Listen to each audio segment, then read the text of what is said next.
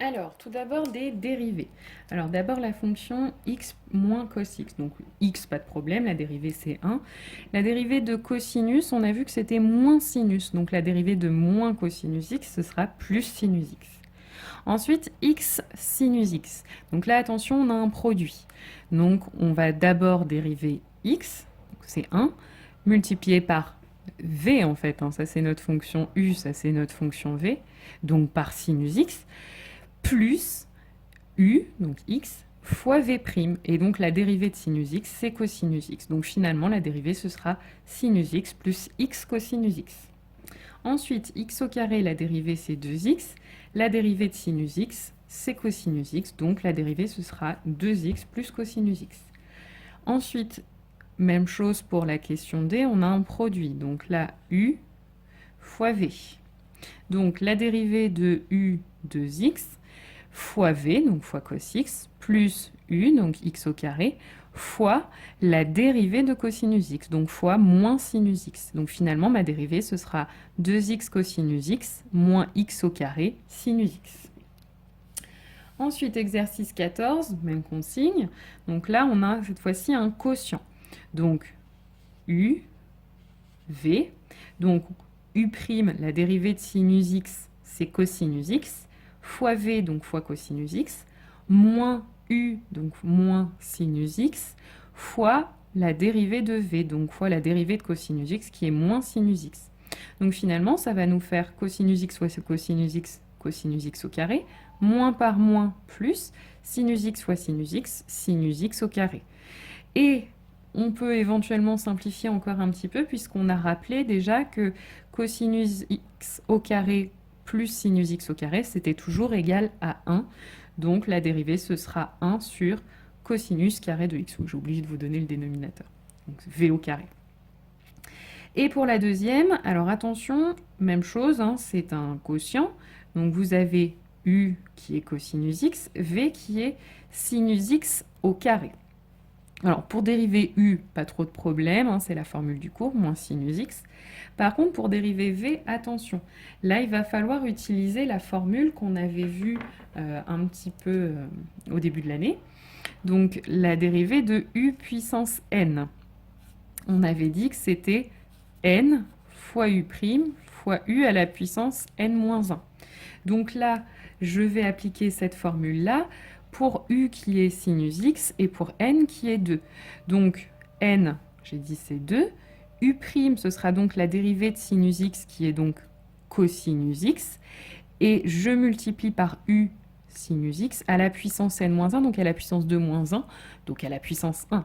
Donc v', attention, c'est 2 cosinus x sinus x.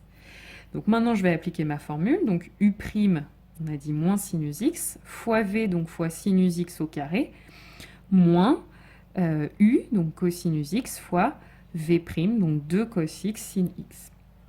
Alors là, est donc divisé par v au carré, donc par sinus carré de x au carré, donc ça fait sinus x puissance 4. Alors j'ai un peu simplifié le numérateur en factorisant, puisque j'ai un facteur commun qui est mon sinus x, qui intervient 2 fois. Et j'ai même rajouté le moins en facteur commun, donc comme facteur commun, donc j'ai pris moins sinus x. Donc là, il va nous rester sinus x au carré. Et puis là, il va nous rester 2 cosinus x au carré. Alors, même chose, là j'ai poussé encore un petit peu la simplification. En fait, j'ai enlevé le sinus qui était là avec une puissance, donc mon sinus au dénominateur est descendu à la puissance 3. Et puis là, je me suis aussi servi un petit peu de ce qu'on avait vu là, donc sinus carré de x plus cosinus carré de x, j'en prends 1 sur les deux, on sait que ça fait 1, et donc il va me rester plus 1 des deux cosinus carré de x qui restait. Donc voilà ce qu'on peut obtenir comme dérivée. Alors, dans l'exercice 20, on vous demande d'abord de tracer la courbe d'équation y égale sinus x, donc la courbe de la fonction sinus x sur l'intervalle 0π. Donc ça, c'est exactement le cours, donc on essaye de la représenter le mieux qu'on peut. Et on vous demande aussi de représenter sa tangente au point 0, donc au point de coordonnées 0, 0, donc à ce point-là. Donc pour bien tracer une tangente, Donc, on sait déjà qu'elle va passer par ce point-là, mais pour bien la tracer correctement, j'ai besoin aussi de connaître son coefficient directeur. C'est-à-dire, je vais dériver la fonction qui est ici, et calculer le nombre dérivé en 0. Donc la dérivée de notre fonction, donc la dérivée de sinus x, on sait que c'est cosinus x, donc en 0, ça va nous faire cosinus de 0, c'est-à-dire 1. Donc je sais que notre tangente doit avoir pour coefficient directeur 1. Donc sur l'axe des abscisses, 1, on sait que pi c'est 3,14, donc ça fait...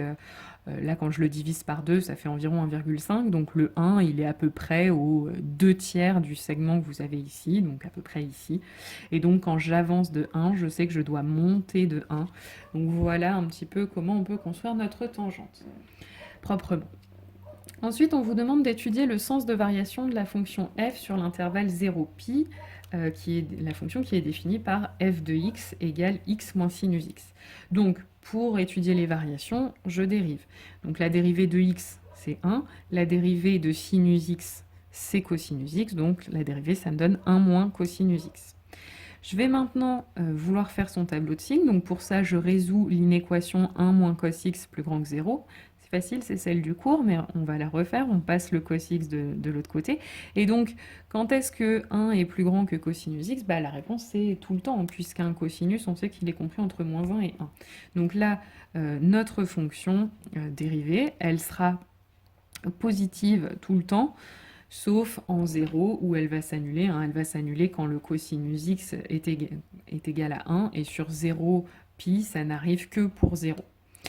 Donc ça me donne une fonction dérivée qui s'annule en 0 et qui est positive ailleurs. Et donc du coup, ça me donne une fonction f qui est croissante. J'ai plus qu'à calculer les images. En 0, ça me donne 0 moins sinus de 0. Sinus de 0, ça fait 0, donc finalement ça me fait 0. Et puis... ensuite, l'image de pi, ce sera pi moins sinus de pi. Mais le sinus de pi fait 0. Donc finalement, ça me donne juste pi. Ensuite, on vous dit en déduire le signe de f de x sur l'intervalle 0pi. Là, clairement, vu notre tableau de variation, la plus petite image, c'est 0, et après, ça croît. Donc, en 0, ma fonction f vaut 0, et puis ensuite, elle sera positive. Et enfin, on vous demande en déduire la position de C par rapport à T. Alors déjà, T, pour étudier la position entre une courbe et une tangente, il faut déjà que je détermine une équation de cette tangente. Alors la tangente, on sait que c'est une droite, donc elle va avoir une équation de la forme y égale ax plus b. Mais le a, on l'a déjà calculé, notre coefficient directeur, on sait déjà que c'est 1. Et ensuite, j'ai plus qu'à déterminer le b, donc l'ordonnée à l'origine. Or, l'ordonnée à l'origine, étant donné que c'est la tangente au point d'abscisse 0, 0, on sait que l'ordonnée à l'origine, ce sera 0. Donc t, elle a pour équation y égale x. Alors maintenant, pour étudier la position relative d'une courbe et de sa tangente, on fait la soustraction des deux, dans l'ordre qu'on veut. Mais là, vu l'exercice, j'ai déjà étudié x, expression de notre tangente, moins sinus x, qui est justement l'expression qui correspond à la courbe C. Donc, j'ai déjà fait la soustraction, et on a vu qu'elle était positive ou nulle, d'après la question 3. Donc, ça veut dire, si je passe sinus de l'autre côté, que x est supérieur ou égal à sinus x, donc c'est la tangente qui est au-dessus de la courbe. Alors, exercice 16, donc maintenant on passe aux limites. Donc on vous demandait dans une première question de redémontrer le résultat de cours, mais ça je vous avais dit de le laisser de côté, donc on va vraiment passer aux applications. Donc on veut la limite de n sinus 1 sur n. Donc ça ressemble beaucoup à l'exemple du cours, puisque on a fait quasiment la même, à un coefficient près. Alors, l'idée, c'est de se ramener à la limite sinus x sur x quand x tend vers 0.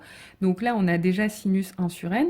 Maintenant, il nous faut une division par la même chose que ce que j'ai dans le sinus. Or, multiplier par n, c'est la même chose que de diviser par 1 sur n. Donc là, avec une composition, en prenant grand x égale 1 sur n, on se ramène à étudier donc déjà la limite de 1 sur n, qui est 0 en plus l'infini. Et donc du coup, il va falloir étudier la limite de sinus de grand X sur grand X quand grand X, justement, grand X c'est 1 sur n, tend vers 0. Donc c'est exactement, on se ramène exactement à la limite du cours. Et ça, on a vu dans le cours que c'était égal à 1. Donc par composition, la limite de un sera donc 1. Alors la deuxième suite, c'est n au carré sinus 1 sur n. En fait, ça, on peut le réécrire n fois n sinus 1 sur n. Et donc là, je retrouve exactement la suite de la question précédente. Donc ça, on a déjà vu que sa limite, c'était 1. Il ne me reste plus qu'à regarder la limite de n, qui est plus l'infini en plus l'infini. Et donc quand je fais le produit, plus l'infini fois 1, ça tend vers plus l'infini. Et enfin, dernière question, on a racine de n sinus 1 sur n. Ben, en fait, ça, je vais le réécrire 1 sur racine de n fois n, mon racine de n. Puisque là, en fait, n, c'est la même chose que racine de n fois racine de n. Donc quand je resimplifie, je barre un n en haut, un n en bas, je retombe bien sur racine de n sinus 1 sur n. Donc voilà comment on va le réécrire. Donc encore une fois, cette partie-là, j'ai déjà fait la limite à la question petit a, je sais que ça tend vers 1. Et puis 1 sur racine de n, je sais que ça tend vers 0. Donc 0 fois 1, finalement, un va tendre vers 0. Alors, dans l'exercice 17, vous aviez une première question qui était un petit peu de la géométrie. Alors, pour n un entier, n supérieur ou égal à 3, on considère un polygone régulier à n côtés inscrit dans un cercle de rayon 1. Donc là, je vous ai fait une figure, un cercle de rayon 1. Et puis, j'ai choisi un polygone particulier. Là, je ne pouvais pas prendre un n quelconque, donc j'ai choisi ici, dans cette figure, n égale 6, pour qu'on puisse visualiser quelque chose. Mais n est quelconque, hein. Le nombre de côtés du polygone, normalement, est quelconque. Alors, donc n égale 6, et on va s'intéresser donc à Pn, qui est le périmètre de ce polygone. Alors, on vous demande justement de montrer que ce périmètre, c'est 2n sinus pi sur n. Alors, le périmètre, hein, donc ça veut dire qu'il va falloir calculer les longueurs de ces segments-là. Mais comme on a un polygone régulier, il suffit de trouver la longueur d'un segment, ça suffira. Alors, pour trouver la longueur d'un segment, donc on sait que les segments qui sont ici, ils sont de longueur 1, mais la longueur de ce segment-là, j'en sais rien. Alors, l'idée ici, c'est quand même de se dire, j'ai un triangle qui est isocèle. Donc, je vais tracer une hauteur. Pourquoi une hauteur? Parce que j'ai vu qu'il y avait un sinus dans l'expression de mon périmètre, donc ça sent la trigonométrie qu'on peut appliquer dans un triangle rectangle. Donc, je trace ma hauteur. Et du coup, je vais pouvoir appliquer la trigonométrie dans ce triangle AHO, par exemple, et donc pouvoir calculer cette longueur-là. Alors, je veux calculer cette longueur-là, et puis, pour pouvoir calculer une longueur en utilisant la trigonométrie, il faut, je connais déjà la longueur de ce segment, mais il va me falloir aussi un angle. Il me faut quand j'ai une longueur inconnue, il me faut une longueur et un angle. Mais on connaît cet angle-là, puisqu'on sait qu'un tour complet de cercle, ça va faire 2π.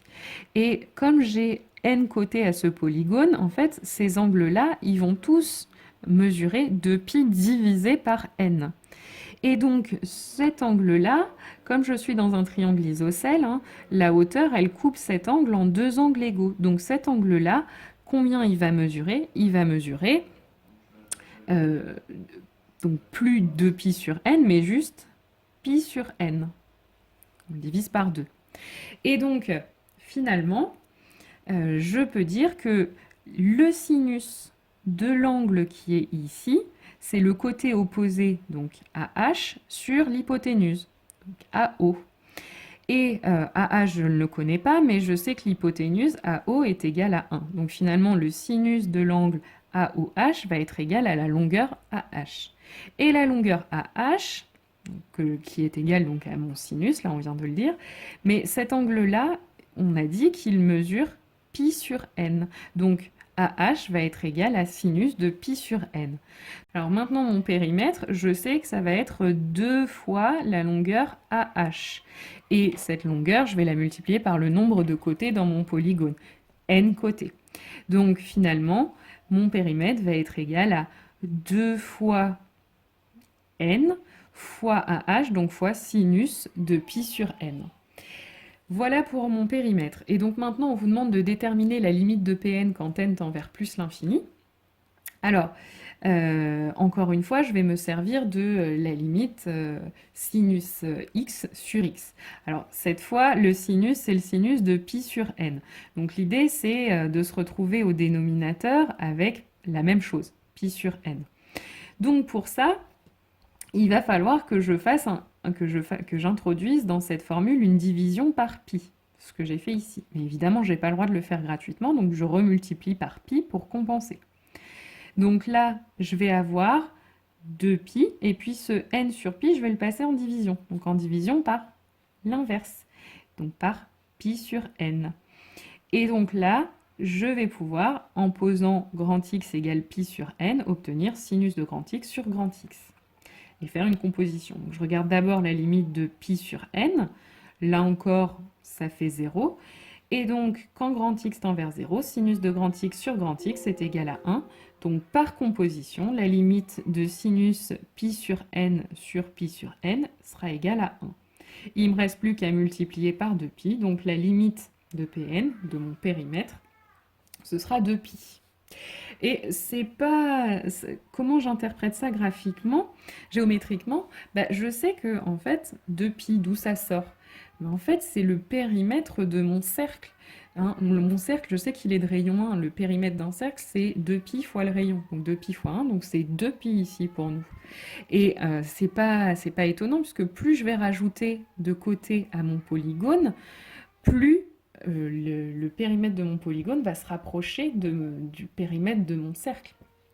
Et donc voilà pourquoi notre périmètre tend vers 2pi.